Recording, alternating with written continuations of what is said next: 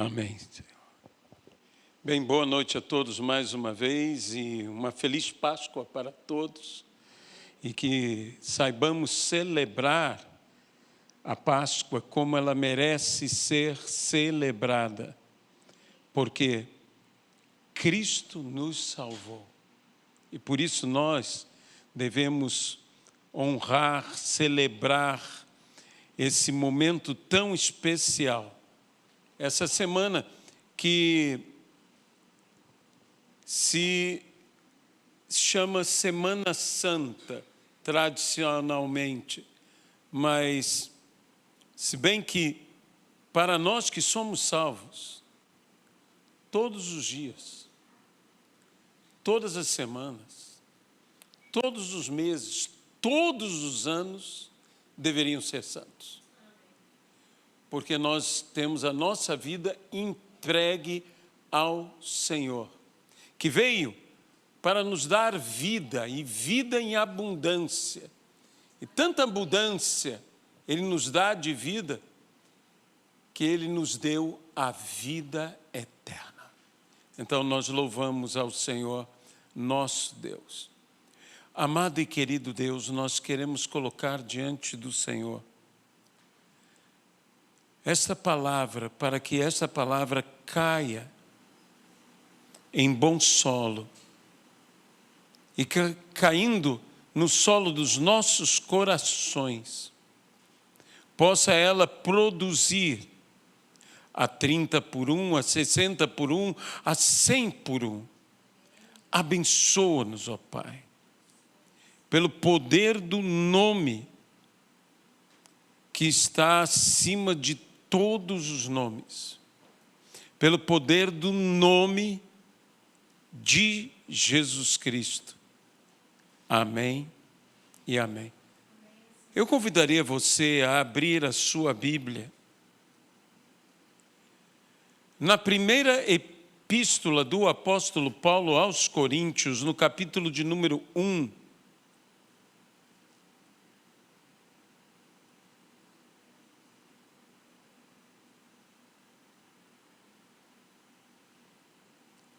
Versículo de número 18. Certamente a palavra da cruz é loucura para os que se perdem, mas para nós que somos salvos, ela é poder de Deus, pois está escrito: destruirei a sabedoria dos sábios e aniquilarei a inteligência dos inteligentes. No versículo de número 21, Paulo ainda diz: visto que na sabedoria de Deus, o mundo não o conheceu por sua própria sabedoria, Deus achou por bem salvar os que creem por meio da loucura da pregação. Que Deus abençoe a sua palavra em nossas vidas.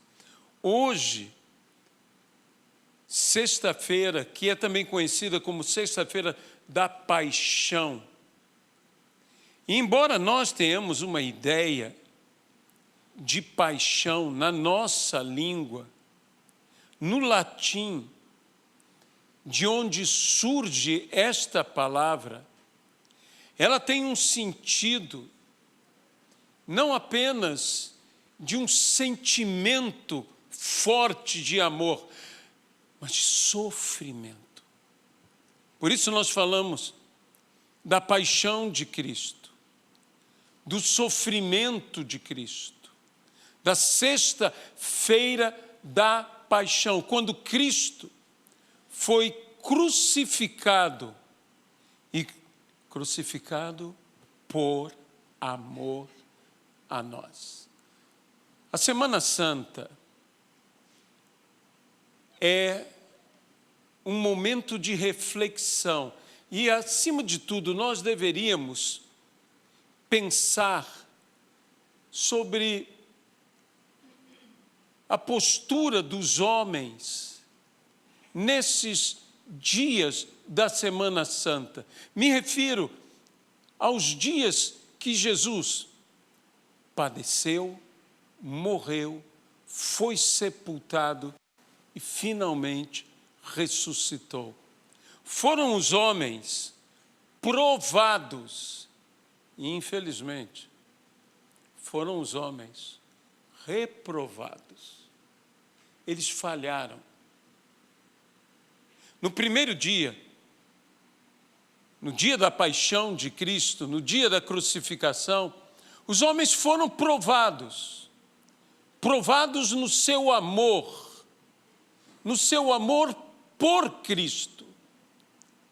E como falharam? Como falharam? Daqueles que eram os mais íntimos, daqueles que eram os mais chegados, daqueles que eram tão amados por Jesus, que a Bíblia mesmo diz que Jesus, tendo amado os seus discípulos, os amou até o fim. Um deles o traiu. Outro o negou e o negou 3 vezes. E os demais, os demais o abandonaram. Então, como falharam os homens? Como falharam para com Cristo e falharam no amor? Mas no sábado, que é esse dia que divide entre a morte e a ressurreição de Jesus, que é o dia da espera, falharam os homens também. Mas falharam em quê? Na esperança. Não tiveram esperança, porque não souberam esperar.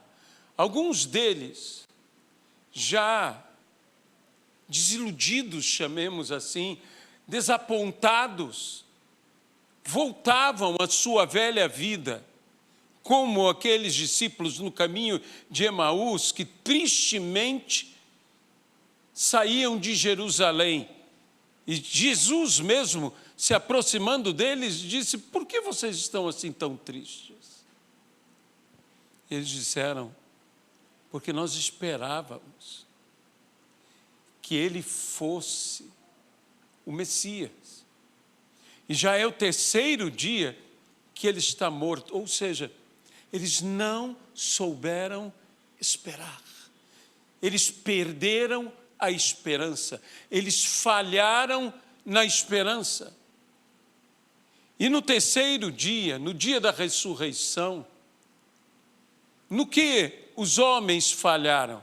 Eles falharam na fé. Porque não creram que Cristo ressuscitaria. Não creram que ele retornaria dos mortos. Até mesmo aquelas mulheres, aquelas Marias, que foram ao túmulo, levavam ungüentos para ungir o corpo. Elas não foram ao túmulo porque estavam crendo que ele iria ressuscitar. Até Madalena, Maria, mesmo diante de Jesus, não o reconheceu. E como não podia esta mulher, que andou tão perto do Mestre, não reconhecê-lo? É porque ela não cria. Seus olhos estavam encobertos por uma incredulidade. Ela não cria que Jesus ressuscitaria. Mas ela tinha aquele carinho, tinha aquela ternura, tinha aquele compromisso. Por isso ela disse: se o Senhor o levou, diga-me aonde ele está, e eu o levarei comigo. É interessante a posição dessas mulheres. Elas falavam umas coisas que creio que eram porque eram mulheres. Elas iam ungir o corpo de Jesus e entre elas falavam: quem nos moverá a pedra? porque ela é muito pesada. Elas tinham uma impossibilidade diante delas, mesmo assim continuavam indo. E Madalena, agora sozinha, diz: diga-me onde ele está, e eu levarei comigo. Como levará? Como você carregará a um homem, a um corpo de um homem? Como você conseguirá isto? Mas são as muitas formas que mostram que quando amamos, nem sempre raciocinamos, nem sempre pensamos, mas quão desastrosamente os homens falharam para com Jesus. Nós dizemos: Pedro falhou 3 vezes, porque negou 3 vezes a Jesus. Não foi só Pedro que falhou. Todos falharam. E apesar de todos terem falhado, ainda assim, Jesus ressuscitou. Jesus viveu de tal maneira que, como a palavra mesmo diz, acaso a infidelidade dos homens fará Deus ser infiel? De forma alguma. De modo que o Senhor Jesus, Ele ressuscita, Ele triunfa sobre a morte, para poder restaurar em nós aquelas 3 grandes graças que falhamos com Ele tão desgraçadamente. E aquelas 3 grandes graças, restaurando em nós a fé, restaurando em nós a esperança, restaurando em nós o amor. Ele fez tudo por amor. A Bíblia diz: porque Deus amou. E amou o mundo de tal maneira que deu o seu Filho unigênito, para todo aquele que nele crê, não pereça, mas tenha a vida eterna. Sim, foi por amor, é por amor e sempre será por amor. Porque nessa restauração da fé, da esperança, do amor, dessas 3 grandes graças que Deus nos concede, o maior deles é o amor. Porque Ele nos amou, Ele morreu por nós. Mas porque Ele nos ama, Ele ressuscitou. E porque Ele sempre nos amará, nunca nos deixará de amar, Ele um dia voltará. Aleluia.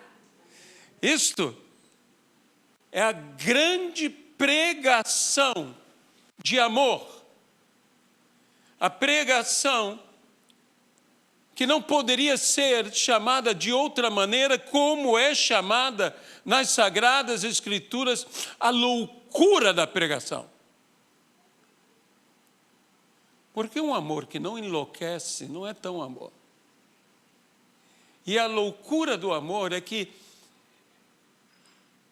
tanto o amor quanto a pregação não podem ser entendidos, mas podem ser experimentados, vivenciados. Eu não tenho como compreender a amplitude do amor de Deus, mas eu posso senti-lo. Eu posso ser amado. Eu posso me permitir ser amado, mesmo que eu não entenda como Ele pode me amar. Quando Cristo, eu digo, restaura Pedro, naquele encontro após a ressurreição, ao Pedro que havia negado 3 vezes, Cristo pergunta 3 vezes a Pedro: qual pergunta você faria? Qual pergunta eu faria a Pedro? Porque muitas vezes as perguntas que fazemos, o fazemos mais do que por obter uma resposta.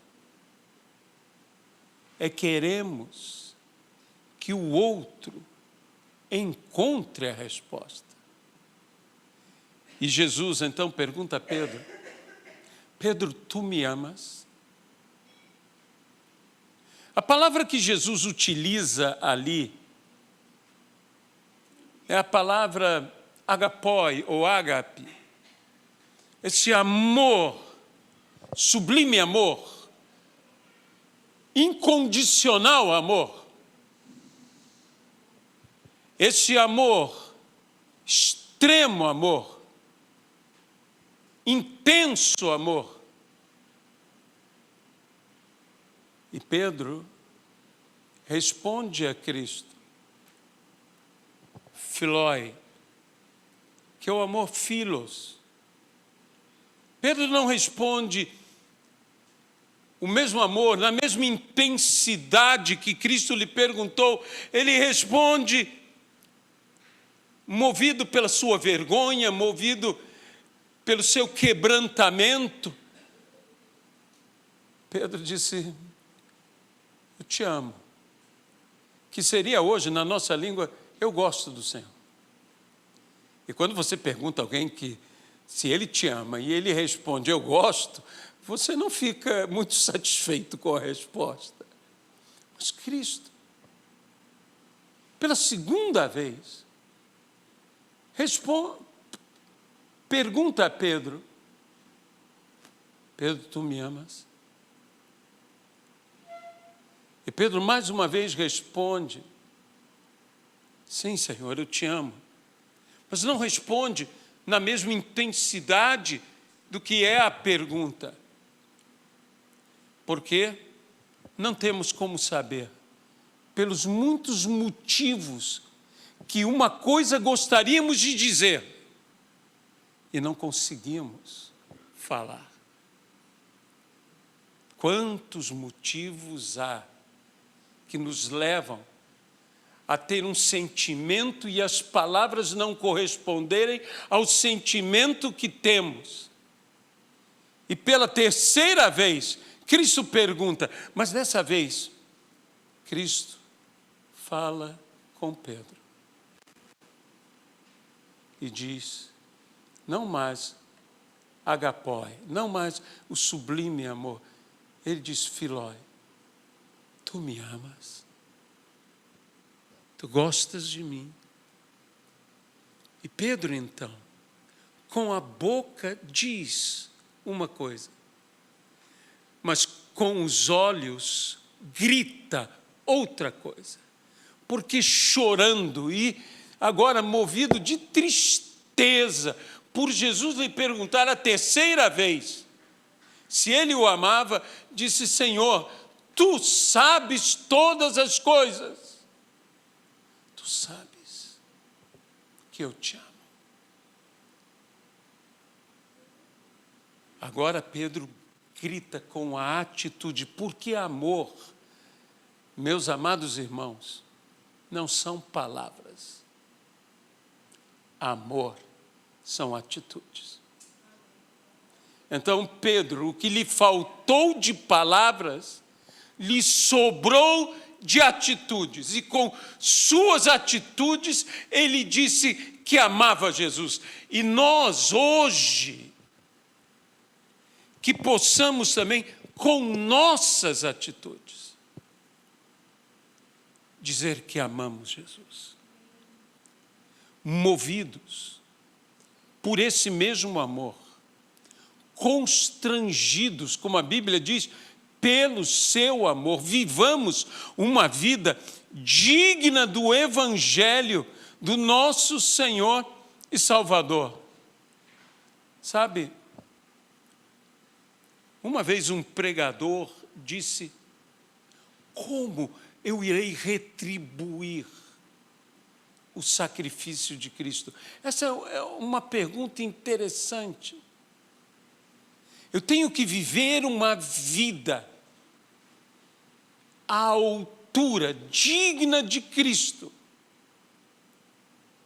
porque Ele morreu uma morte para que eu viva. Então, que eu viva e viva bem, porque Ele morreu em meu lugar. É necessário que nós entendamos, especialmente hoje que estamos celebrando a Páscoa e estamos falando da sexta-feira da paixão, em que Cristo crucificado morreu por amor a nós e derramou o seu sangue na cruz do Calvário por amor a todos nós. E nós temos que nos lembrar que naquela sexta-feira há uma figura que bem poderia ser eu e você, crucificado ao lado de Cristo. Aquele homem que foi a única voz naquele dia que teve a ousadia de defender Jesus. Se bem que antes, ele próprio também blasfemava. Mas alguma coisa aconteceu. Aquele homem começou a olhar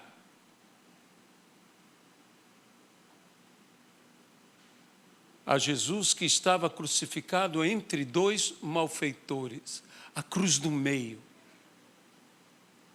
E às vezes, meus irmãos, nós estamos olhando tanto para as cruzes da direita e da esquerda e não entendendo que a salvação só vem da cruz do meio. E aquele homem, então, toma defesa. Por quê? Ele tomou a defesa de Jesus. Sabe, aquele homem tinha uma coisa, ou não tinha algo, que fazia toda a diferença. Ele não tinha nada a perder. Aquele homem já estava condenado. O final dele já era sabido. E pela consciência dele, que ele disse, nós de fato merecemos o que estamos recebendo. Eu mereço ser crucificado, diz esse homem. Mas, e este? O que fez para ser crucificado? Ele é inocente. Aquele homem que tinha consciência de culpa, aquele homem defendeu a Jesus, porque viu em Jesus inocência. Não conseguiu enxergar em Jesus culpa. Mas até mesmo Pilatos disse, não vejo nesse homem culpa alguma. E mesmo assim não o defendeu. Mas aquele homem tomou uma postura. E aquele homem muito bem poderia ser a minha pessoa, a tua pessoa, cada um de nós, que disse a Jesus, lembra-te de mim quando vieres no teu reino. E ouviu de Jesus. Hoje mesmo estarás comigo no paraíso. Sabe, a mensagem da cruz, pregar a Jesus, falar sobre o dia da paixão de Cristo. Eu não posso falar sem falar nesse homem, porque nós temos que entender que todos falharam e que nós também falhamos. Porque é fácil pensarmos nos discípulos do Senhor que eles falharam. Mas eu também falho. E falho para com o Senhor. E uma das coisas piores que há dentro da igreja é nos esquecermos da mensagem da cruz, é nos esquecermos do sacrifício de Jesus, é nos esquecermos da paixão de Cristo, é deixarmos de pregar todos os dias, em todos os momentos do dia, ou seja, todo dia e todos os dias, pregarmos a Cristo e este crucificado. Mas pregarmos para quem? Pregarmos para todos, mas especialmente, eu diria, pregarmos para nós. Porque às vezes nós nos esquecemos que se não fosse aquele sacrifício, se não fosse a sua paixão, nós não seríamos salvos. E temos uma tendência de pensar que somos salvos porque conhecemos a palavra. A fé vem pelo ouvir e ouvir a palavra de Cristo. Que somos salvos porque preservamos a doutrina. Sabe, aquele homem ao lado de Jesus foi salvo. Aquele homem não teve tempo de mais nada. Imagine nas igrejas de hoje, principalmente as mais exigentes, alguém perguntar àquele homem: você entende o que é justificação? Você entende o que é redenção? Você entende o que é a salvação pela graça de Deus mediante a fé? Aquele homem não era um religioso, aquele homem não era um conhecedor bíblico, aquele homem era simplesmente um pecador, e um grande pecador. Sabe, não é o nosso conhecimento bíblico que nos salvará, não é a nossa comunhão na igreja que nos salvará, não é a nossa vida de bom testemunho que nos salvará. O que nos salva é o sacrifício de Cristo na cruz do Calvário. E nós temos que voltar a pregar isso. E pregar isso para todos, e pregar isto todo dia, e pregar isso o dia todo, se for necessário. Acima de tudo, para nós mesmos. Para nós mesmos. Para que não nos esqueçamos que sem Ele, nenhum de nós será salvo. É pela graça. Eu preciso me relembrar, porque me parece que alguns, não falo apenas de ministros de Deus, eu falo de alguns crentes, parece que se esqueceram disso. Parece que estão vivendo de tal maneira que dizem assim: bem, eu tenho feito um bom trabalho, Deus deve estar satisfeito comigo.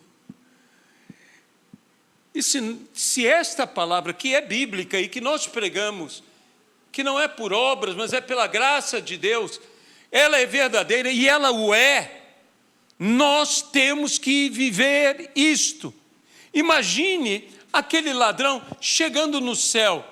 Sabe, eu tenho a impressão que o inferno esperava aquele homem. E direi uma coisa quase que infantil. Quando o trem do inferno chegou, Satanás diz: mas eu gastei a vida inteira dele preparando para ele vir para cá.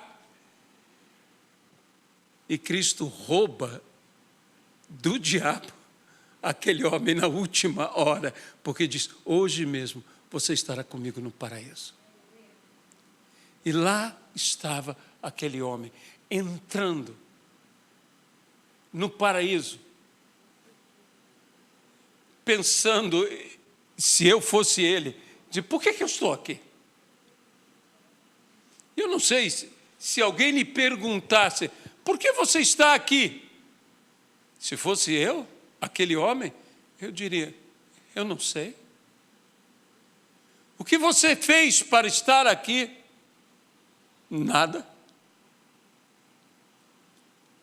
E por que você está aqui? Porque ele disse, Jesus disse, que eu podia entrar. E nós podemos entrar. Por causa de Jesus. Só por causa de Jesus. Sabe, meus amados irmãos, Jesus lembrou a Pedro o que era mais importante. O mais importante não era que Pedro tinha falhado. O mais importante era que Pedro, mesmo falhando, ainda o amava.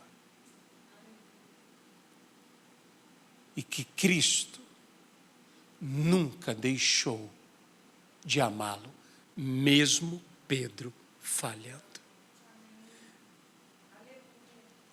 A maior prova de amor e a forma para nós que é a loucura desse amor é que Deus, me conhecendo e conhecendo todas as minhas falhas, todos os meus erros, nenhuma das minhas falhas, por maior que sejam, é capaz de decepcionar a Deus. Porque Deus sabe quem eu sou. Eu jamais poderei decepcionar, Ele sabe exatamente quem eu sou. Quando Pedro fala com Jesus, ele diz, todos podem te deixar, eu nunca. Disse, você vai me negar. Porque Jesus sabia exatamente quem era Pedro. Que Pedro negaria, mas isto não impediu Jesus de continuar amando a Pedro. Este é o amor de Deus, que me ama, que te ama, que nos ama, apesar de tudo. Amém. É por isto é que Ele se entregou por amor a nós. Amém? Senhor nosso Deus, nós estamos aqui nessa sexta-feira da paixão. Senhor, de fato não são as nossas virtudes, mas é o teu sublime, incompreensível amor por cada um de nós. E nessa noite nós queremos nos lembrar desse amor.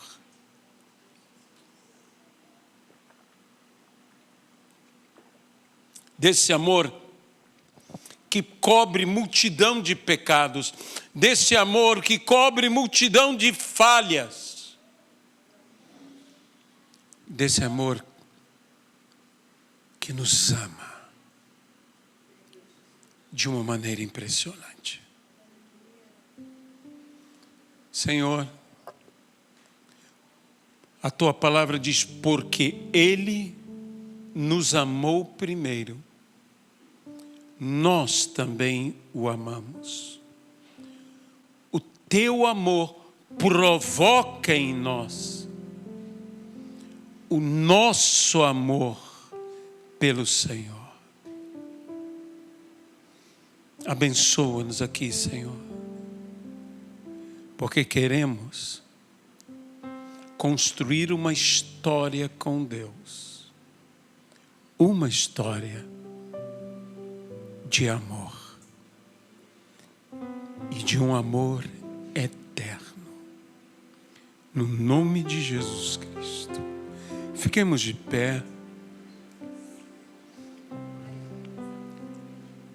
Aleluia, Pai.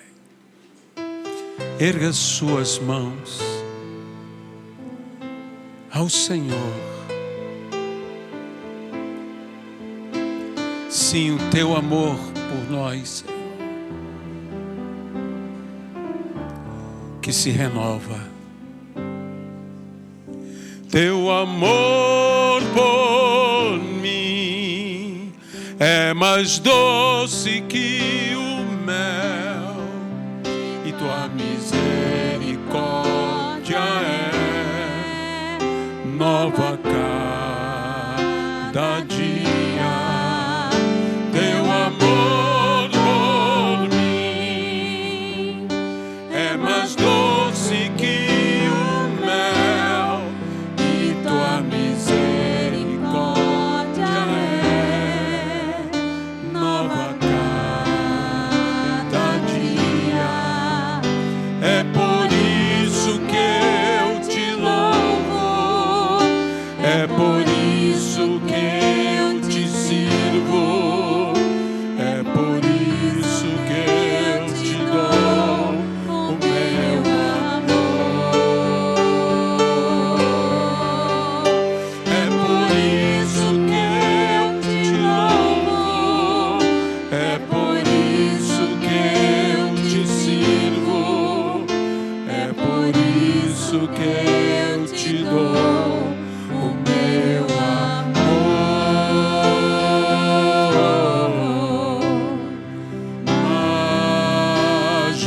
Majestoso, poderoso, digno de louvor, fale a Ele, proclamemos tua grandeza.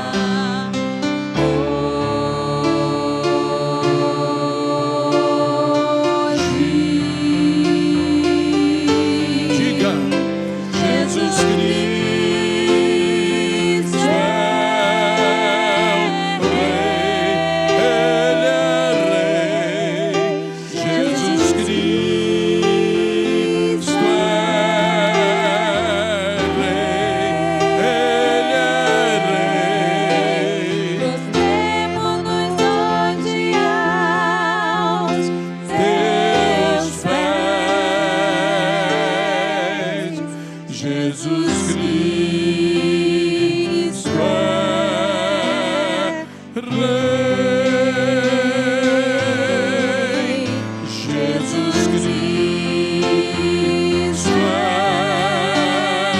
Rei. Jesus Cristo é Rei.